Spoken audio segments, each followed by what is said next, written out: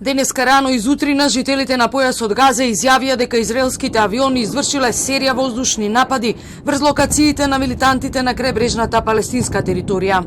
Израелската војска доцна синоќа почна да ги повлекува војниците од упориштето на милитантите на окупираниот Западен брег, соопштија безбедносните власти, прекинувајќи ја интензивната дводневна операција, во која загинаа најмалку 12 палестинци, протераа илјадници од нивните домови, зад себе оставија голема штета. Но спорадичните борби меѓу израелските трупи и палестинските милитанти продолжија во делови од бегалскиот камп Дженин, што го одложи повлекувањето. Армијата соопшти дека еден израелски војник загинал во борбите, но не даде повеќе детали.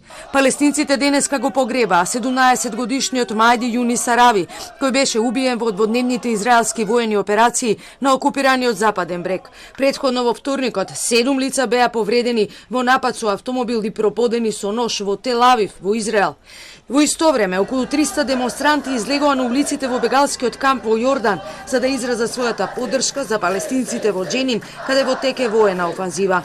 Демонстрантите во бегалскиот камп Бакаа во близина на главниот град на Јордан, Аман, носеа палестински знамиња, додека извикуваа про-Хамас и антиизраелски слогани. Протестот дојде кога израелскиот премиер Бењамин Нетањаху посочи дека операцијата во бегалскиот камп Дженин завршува.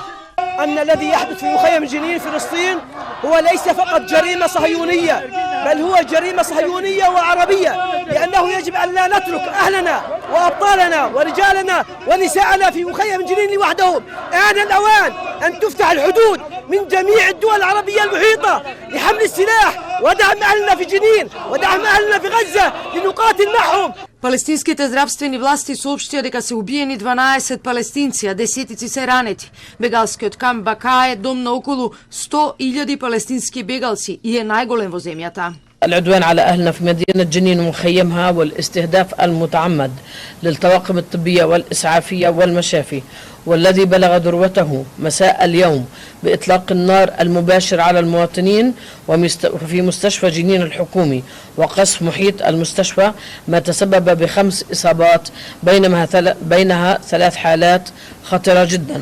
Израел го нападна кампот рано во понеделникот во операција за која рече дека имала за цел уништување и конфискување оружје. Армијата тврдеше дека им нанела голема штета на милитантните групи, но остана нејасно дали ќе има траен ефект по речи се 1,5 година тешки борби на Западниот брег.